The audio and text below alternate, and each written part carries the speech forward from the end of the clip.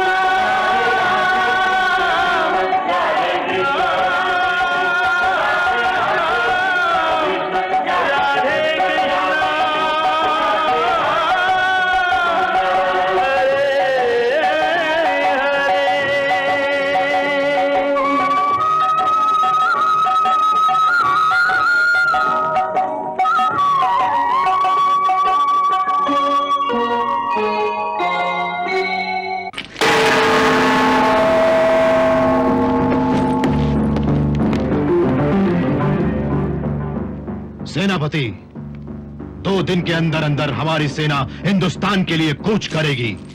आपकी वाणी सत्य हुई प्रभु, सत्य हुई। काल यवन मथुरा पर आक्रमण करने के लिए अपनी सेना लेकर निकल चुका है। कि इस काल यवन को कौन मारेगा, तुम या मैं?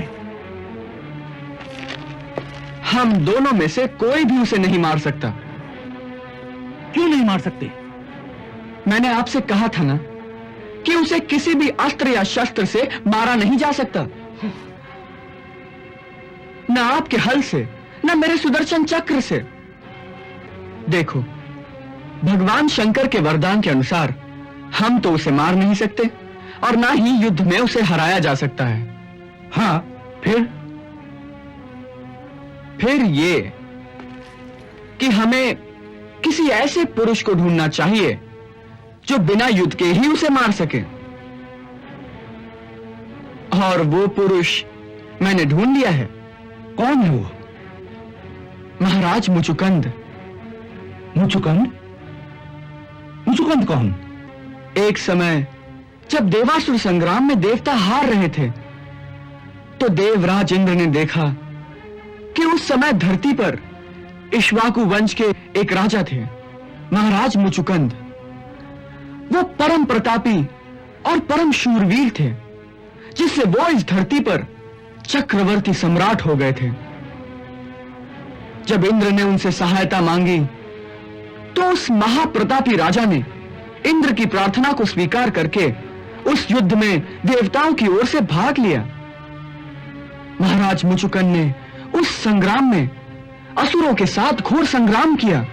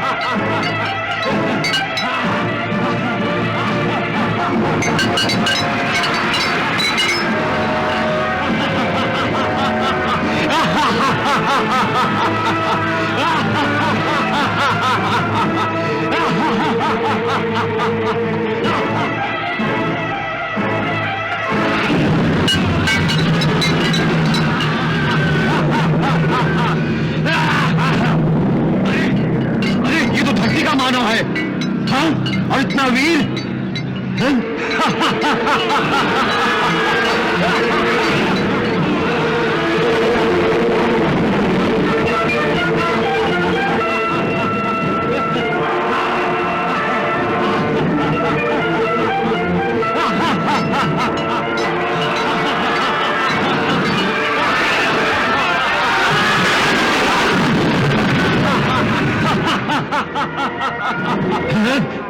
अरे, इस मृत्यु लोक के मानव ने आकर हमारी तो बाजी पाट दी। हाँ!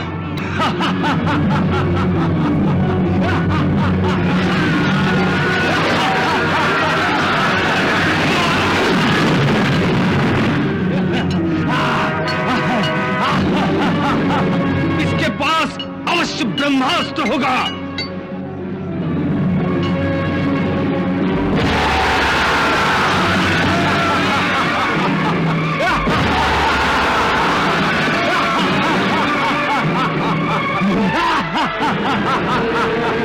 हमारे हाथ में आया हुआ स्वर्ग इसने हमसे वापस छीन लिया है।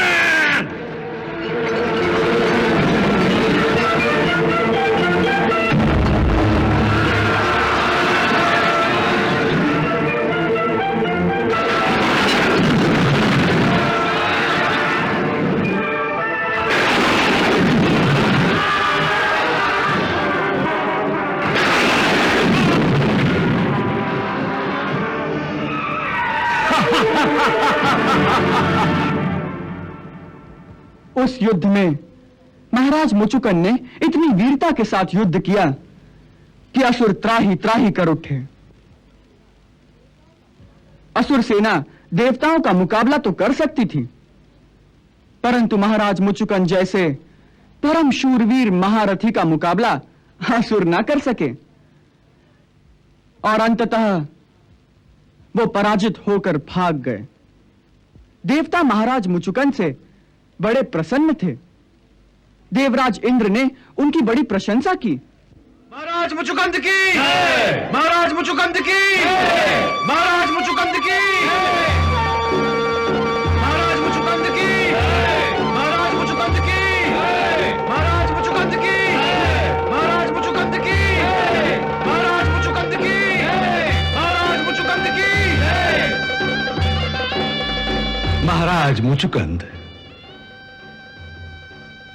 आपके अतुल शौर्य और पराक्रम के कारण उस युद्ध में हम सबकी रक्षा हुई है। समस्त देवता आपके उस उपकार के लिए आपके आभारी हैं।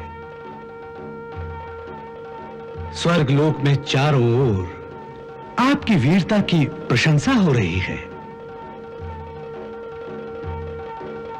इस बार देवासुर संग्राम में जब असुरों से देवता हारने लगे थे, तब हमने आपसे सहायता मांगी थी। उस समय पृथ्वी लोक पर आपका एक महान साम्राज्य था, जो आपके महान पिता सम्राट मानधाता से आपको मिला था। आपके पास भोग, ऐश्वर्य और सुख की समस्त सामग्री थी, परंतु हम देवताओं की प्रार्थना पर आप अपना समस्त ऐश्वर्य भोग त्याग कर हमारी सहायता करने के लिए आ गए थे। आज आपके पुण्य प्रताप से देवताओं को विजय प्राप्त हुई है, इसलिए मेरा यह कर्तव्य है कि धरती पर जो आपकी मनोकामनाएं अधूरी रह गई थी, जिन ऐश्वर्यों को आपने हमारे लिए त्याग दिया था, वो सब हम आपको फिर से प्रदान करें। ये सब आपको प्रदान करने की आवश्यकता नहीं देवराज इंद्र, क्योंकि मेरे पूज्य पिता और मेरे महान पूर्वजों के आशीर्वाद से धरती पर मेरे पास सब कुछ है। एक ऐसा विशाल साम्राज्य है जहां समस्त ऐश्वर्य मेरी प्रतीक्षा करते रहते हैं। वहां मेरे पास सुख, भोग, सब कुछ इतना है कि कुछ और पाने की इच्छा ही नहीं रहती।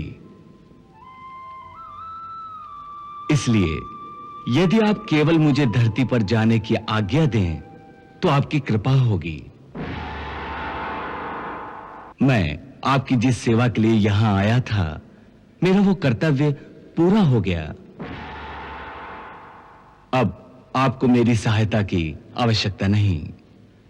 वैसे भी भगवान शिव के पुत्र कार्तिकेय ने आपका सेनापति होना स्वीकार कर लिया है, इसलिए अब आपका भविष्य भी सुरक्षित हो गया है। इसलिए अब मैं वापस अपने लोक में जाने की आज्ञा मांगता हूं, जहां मेरी प्रजा, मेरी रानियां और मेरे पुत्र मेरे आने का रास्ता देख रहे होंगे।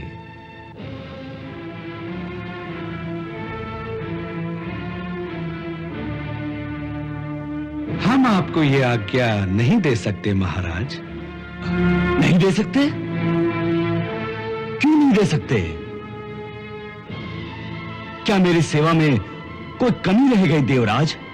नहीं नहीं, हम आपकी सेवा से अति प्रसन्न हैं मुचकंद। परंतु क्या?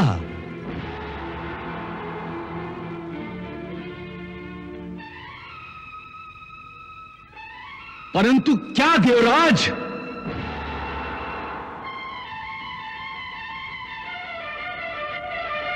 परंतु क्या देवराज?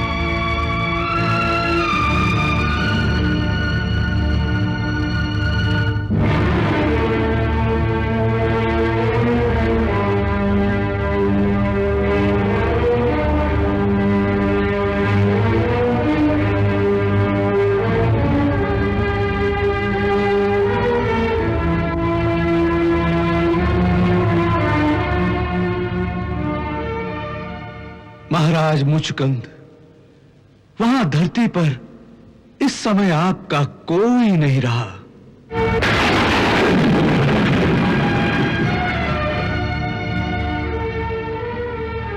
वहां मेरा कोई नहीं रहा? ये क्या कह रहे हैं आप? क्या किसी शत्रु ने मेरे राज्य को बर्बाद कर दिया है? नहीं सम्राट मुचकंद, ऐसा कुछ नहीं हुआ। केवल काल की गति से ऐसा हुआ है। काल की गति? मैं समझा नहीं देवराज। आप काल की गति को नहीं जानते महाराज। आपके मृत्युलोक में और हमारे स्वर्गलोक में समय की गति अलग अलग होती है।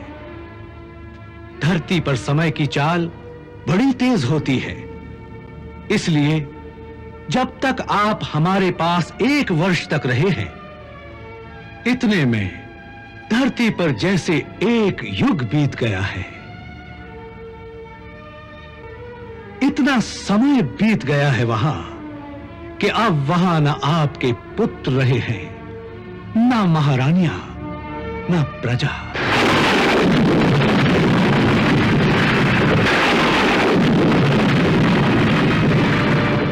यहां तक कि आपके इक्ष्वाकु वंश का नाम लेने वाला भी उस धरती पर अब कोई नहीं रहा। ऐसा कैसे हो गया देवराज? ये काल की गति है महाराज। यहां केवल भगवान ही अविनाशी है। बाकी जो भी पैदा होता है उसका नाश अवश्य होता है।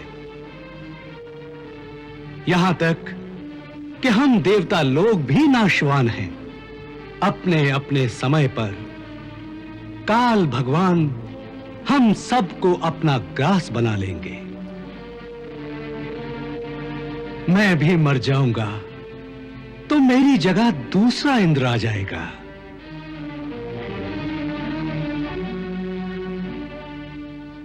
इसलिए हमारी आपसे प्रार्थना है कि जो नहीं रहे उनकी चिंता छोड़िए, और हमारी इच्छा है कि जिस भोग, जिस ऐश्वर्य की इच्छा आपके मन में बाकी रह गई है वो आप हमसे मांग लीजिए।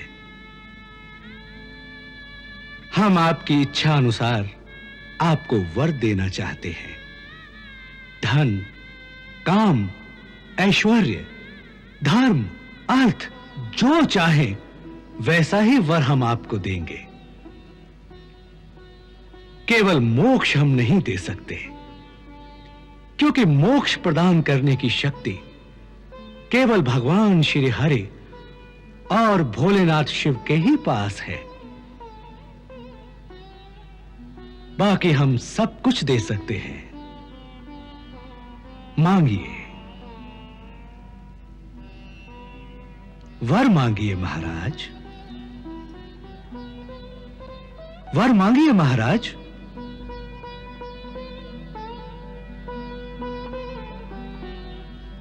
हे देवताओं के राजा, जब अपना कोई नहीं रहा तो भोग और ऐश्वर्य का आनंद अकेले कैसे लूंगा? किसके लिए मांगूं? आपकी बातें सुनकर अब उन सब की इच्छा ही नहीं रही, और मोक्ष आप दे नहीं सकते, इसलिए मांगने को तो कुछ रहा नहीं। हे महात्मा, आपने देवताओं पर इतना बड़ा उपकार किया है, जिसका ऋण चुकाने के लिए ही आप अवश्य कोई वर मांग लीजिए। वैसे भी देवता के दर्शन निष्फल नहीं हो सकते, इसलिए हमारी मर्यादा रखने के लिए ही जो चाहे वर मांग लीजिए।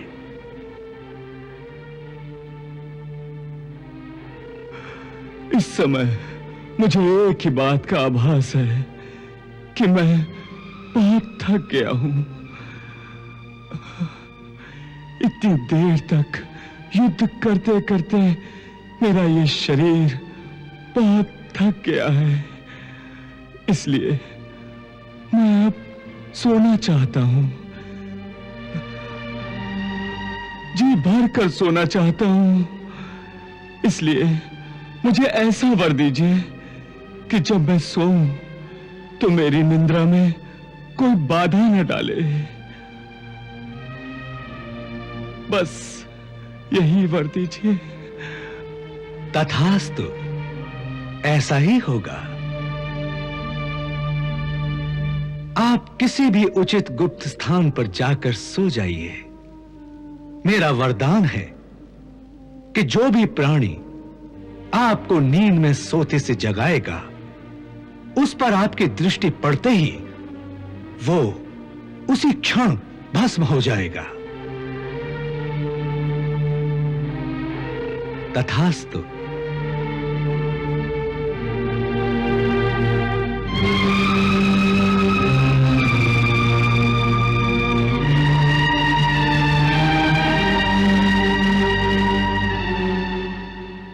बस ये है महाराज मुचुकुंद, जो उसे बिना युद्ध के ही मार सकते हैं। अब मेरा इतना ही काम है कि मैं काल यवन को किसी तरह उनकी गुफा तक ले जाऊं। सो उसके लिए जो योजना मैंने बनाई है वो तभी सफल हो सकती है जब तुम लोग मुझे उसके पास अकेला और निहत्था जाने दो। अकेला और निहत्था? हाँ, निहत्था। बिना किसी अस्त्र शस्त्र के? हां, बिना किसी अस्त्र शस्त्र के। वैसे भी हमारे प्रभु भगवान शंकर ने जो वरदान उसे दे रखा है, उसके कारण तो किसी अस्त्र शस्त्र का उपयोग ही नहीं रहता। अब उसे मथुरा पहुंच जाने दीजिए, फिर देखिए क्या होता है।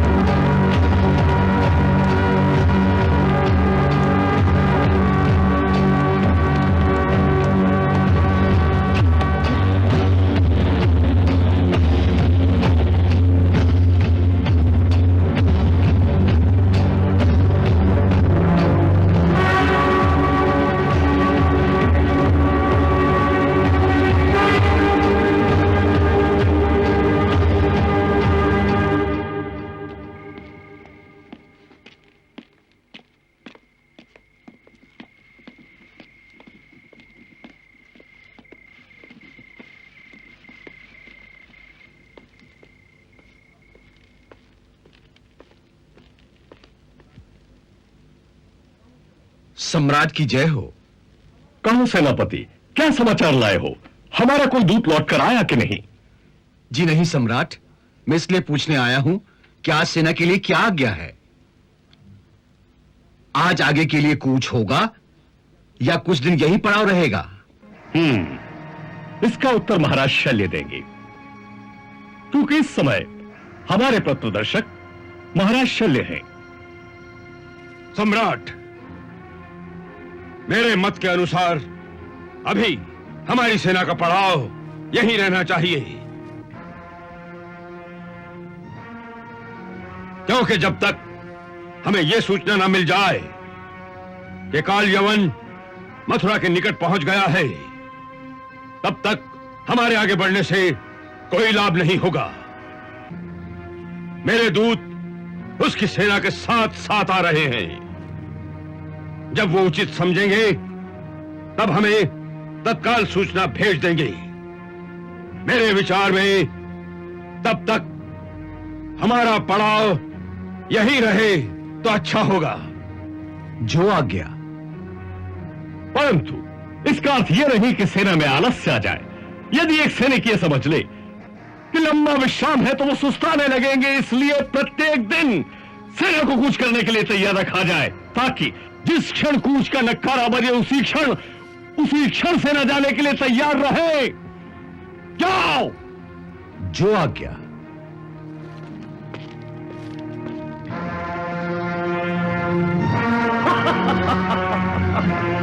महाराज शल्य, हमें ऐसा लगता है कि आपकी योजना अवश्य सफल होगी। सबसे पहली समस्या तो यह है कि आपने काल यवन जैसे पराक्रमी योद्धा को मथुरा पर आक्रमण करने के लिए तैयार कर लिया। वो काल यवन जिसके सामने कृष्ण का सुदर्शन चक्र भी कुछ नहीं कर सकेगा। सुदर्शन चक्र भी कुछ नहीं कर सकेगा।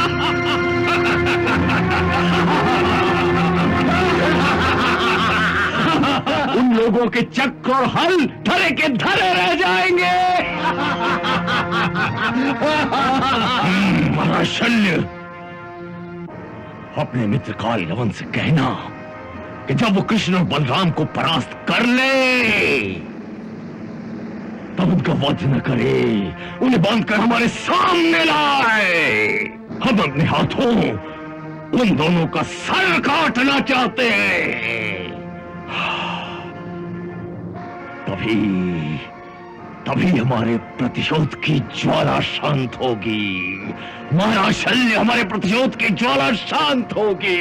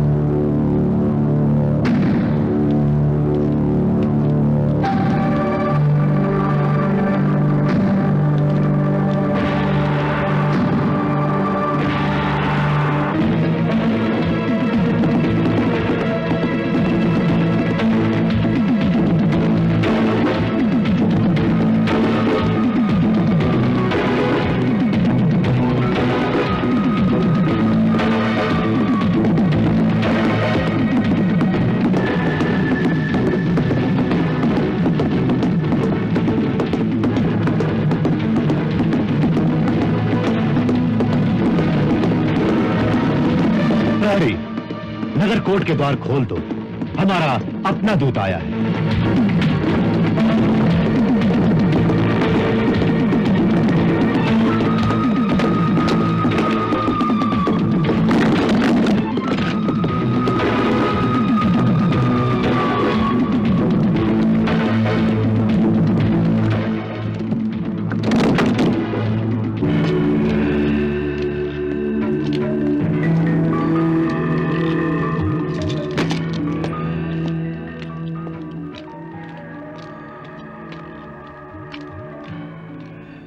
जोहार सेनापति। क्या समाचार लाए हो? काल्यवन की सेना बहुत निकट आ चुकी है। मेरा अनुमान है कि वो प्रातः सूर्योदय होने से पहले ही मथुरा नगरी को घेर लेंगे। बहुत अच्छे। क्या कहा? सूर्योदय से पहले ही वो नगर को घेर लेंगे। जी प्रभु, उनकी सेना बड़ी तीव्र गति से चलती है। अच्छी बात है, आने दो। भगवान, आपने सेना के लिए कोई आज्ञा नहीं दी। सारे सैनिक शस्त्रबद्ध होकर तैयार हैं। केवल आपके आदेश की प्रतीक्षा है कि उन्हें क्या करना होगा। देखिए अक्रूर जी, इस बात का निर्णय पहले से हो चुका है कि काल यवन से युद्ध करने हम अकेले जाएंगे। इसलिए सेना को युद्ध की आज्ञा नहीं दी जाएगी। हां, उन्हें नगर की सुरक्षा का काम सौंपिए। नगर में स्थान स्थान पर सैनिक टुकड़ियां खड़ी रहें, जिससे शत्रु की सेना को देखकर नगरवासी चिंतित न हो। उन्हें ऐसा लगना चाहिए कि उनकी सुरक्षा के लिए सेना मौजूद है। बस आप रात में इतना ही कीजिए और प्रातः सूर्योदय की प्रतीक्षा कीजिए। तब जो होगा देखा जाएगा।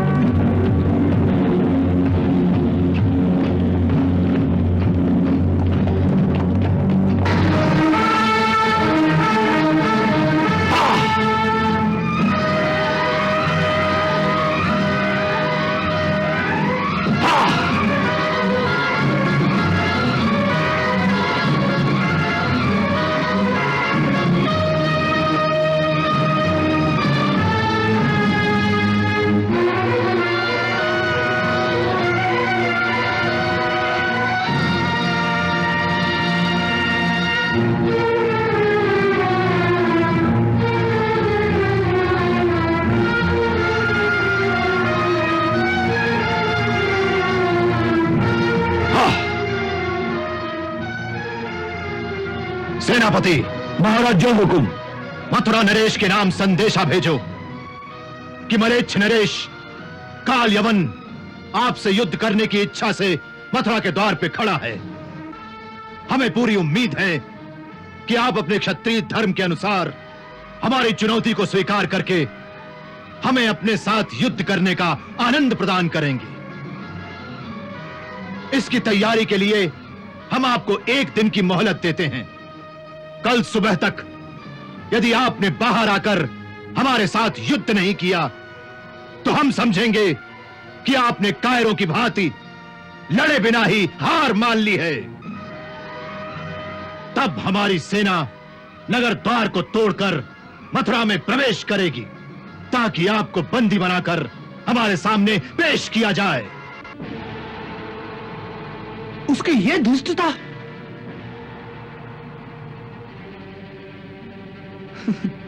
आगे क्या लिखा है? यदि उस समय किसी ने भी हमारे सैनिकों का रास्ता रोकने की कोशिश की तो हमारे सैनिक सारे नगर को उजाड़ देंगे। चारों तरफ खून की नदियां बहने लगेंगी। जिसमें समस्त नगरवासियों की लाशें तैर रही होंगी।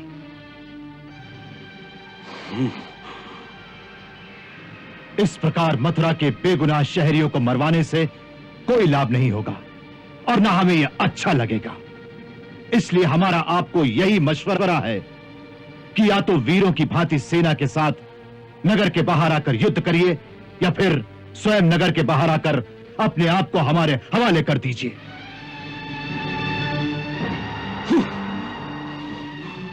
हम बाकी लोगों को माफ कर देंगे। अब फैसला आपके हाथ है।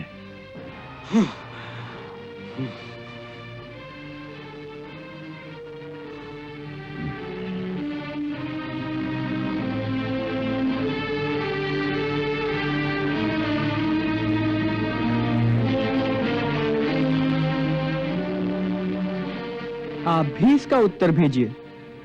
क्या लिखूं प्रभु? लिखिए कि हम आपकी वीरतापूर्ण बातों से अति प्रभावित हुए। आपने युद्ध के लिए जो सुझाव दिए हैं, ऐसी बात आप जैसा वीर पुरुष ही सोच सकता है। इसलिए हम आपके इस वीर स्वभाव की प्रशंसा करते हैं। हमें आपकी युद्ध की चुनौती स्वीकार है, परंतु उसमें हमारा भी एक सुझाव है कि जब केवल मुकाबला काल यवन और कृष्ण के बीच है, तो फिर इसमें हमारी और आपकी सेनाओं का क्या काम है? दोनों ओर की सेनाएं तो निर्दोष है, टक्कर तो आपकी और मेरी है। फिर उन बेगुनाह सैनिकों को क्यों लड़ाया जाए? लाखों बेगुनाह सैनिक आपस में युद्ध करके वृथा ही मारे जाएंगे, जबकि उनका कोई दोष नहीं है। सो बेहतर तो यही है कि केवल आप और मैं आपस में लड़कर फैसला कर लें।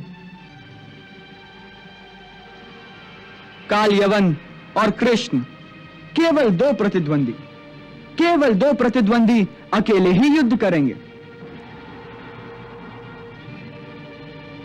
हम आपको विश्वास दिलाते हैं कि यदि आप मेरे साथ युद्ध में हार गए अथवा मारे गए, तो भी हम आपकी सेना को कुछ नहीं कहेंगे। हम आपके सैनिकों को क्षमा करके उन्हें वापस अपने देश लौट जाने की अनुमति प्रदान करेंगे। वाह! इसको कहते हैं वीर पुरुष। ये कृष्ण तो सचमुच परम वीर है। नारद ने ठीक ही कहा था। इस धरती पर मेरे साथ युद्ध करने की क्षमता केवल एक ही पुरुष में होगी, जिसका नाम कृष्ण होगा। अवश्य वही कृष्ण है। उस वीर पुरुष को उत्तर लिखो कि हमें उसका प्रस्ताव पूर्णतः स्वीकार है। जी। काल यवन और कृष्ण केवल दो वीरों के आपसी युद्ध से ही दोनों देशों की हार जीत का फैसला हो जाएगा। कल प्रातः सूर्योदय के समय मथुरा के नगर द्वार के बाहर हम अकेले कृष्ण की प्रतीक्षा करेंगे और यह भी वचन देते हैं कि जो भी अस्त्र वो साथ लाएगा, हम भी केवल उसी अस्त्र के साथ उससे युद्ध करेंगे। जाओ। जो आज्ञा।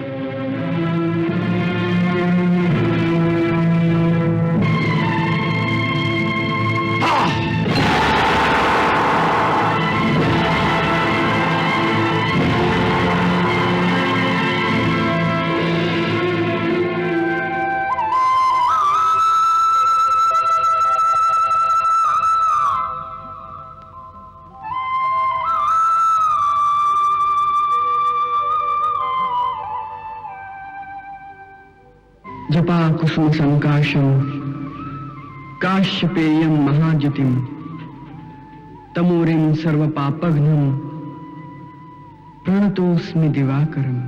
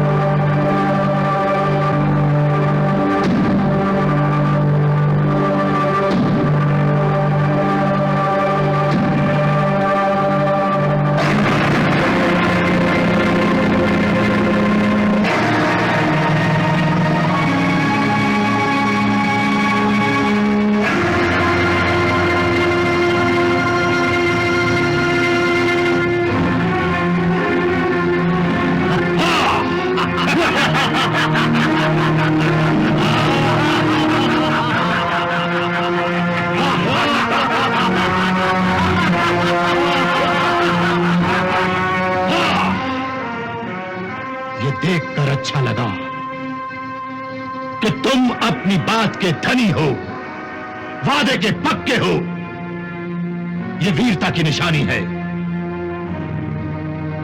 ये जानते हुए भी कि जो काल यवन से युद्ध करेगा वो अवश्य मारा जाएगा, क्योंकि काल यवन को तो कोई मार ही नहीं सकता। हाँ। ये सब कुछ जानते हुए भी अपना वचन निभाने के लिए ये तो तुम मुझसे युद्ध करने इस तरह अकेले आ गए हो, इसके लिए तुम्हें युद्ध में मारने से पहले मैं तुम्हारी इस वीरता के लिए तुम्हें प्रणाम करता हूं। हम तुम्हारे प्रणाम को स्वीकार करते हैं। कृष्णा